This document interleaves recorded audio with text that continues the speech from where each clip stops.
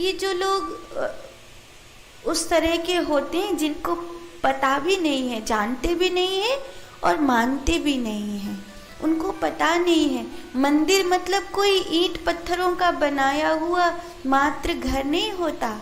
मंदिर का निर्माण वास्तु से किया जाता है, मंदिर का निर्माण एक यंत्र की तरह किया जाता है, तभी तो मंदिर एक प्रकार की ऊर्जा प्रकट करता है। मंदिर जो ऊर्जा प्रकट करता है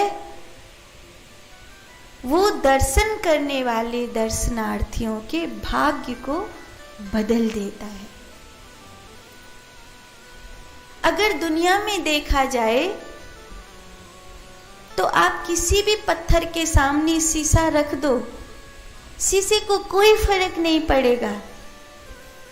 लेकिन आपने किसी मंदिर की प्राण प्रतिष्ठा होते हुए देखी हो तो अपनी आंखों से आज भी ये जादू देख सकते हो कि जब किसी मंदिर की प्राण प्रतिष्ठा होती है और मंत्रों के बाद किसी संत सन्यासी का उस मूर्ति में प्राण धरने के बाद जब उस मूर्ति की आंखों को खोला जाता है तो सामने रखा हुआ दर्पण तुरंत चटक जाता है, तुरंत फूट जाता है।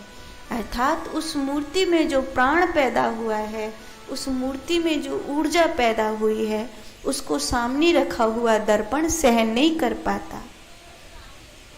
दर्पण की एक आदत होती, शीशे की एक आदत होती है कि वो व्यक्ति की ऊर्जा को लौटाता है। इसीलिए जब ध्यान करवाया जाता है तो ध्यान की बहुत सारी विधियां हैं।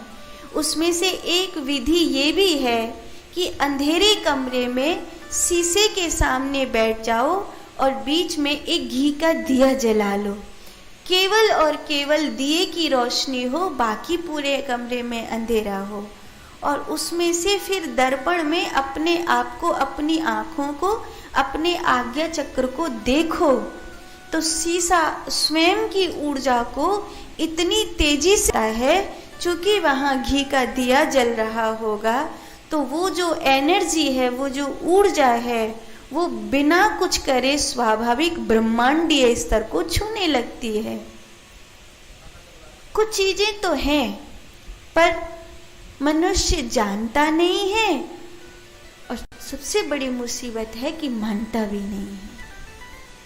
विचार करो, आज से 30-40 साल पहले किसी ने सोचा था कि हाथ हाथ में मोबाइल होगा और ऐसे वीडियो कॉलिंग हो जाएगी और फलाना हो जाएगा, लेकिन हो रहा है ना, बिना किसी जादू के हो रहा है। इस संसार में सब कुछ संभव है, जो पिंड में है वही ब्रह्मांड में है। इसीलिए सबसे पहली शिवलिंग ये हमारा शरीर है, ये हमारा शरीर शिवालय है। इसमें जो ये धड़ है ये जलेरी है और जो मस्तिष्क है वो पिंडी है।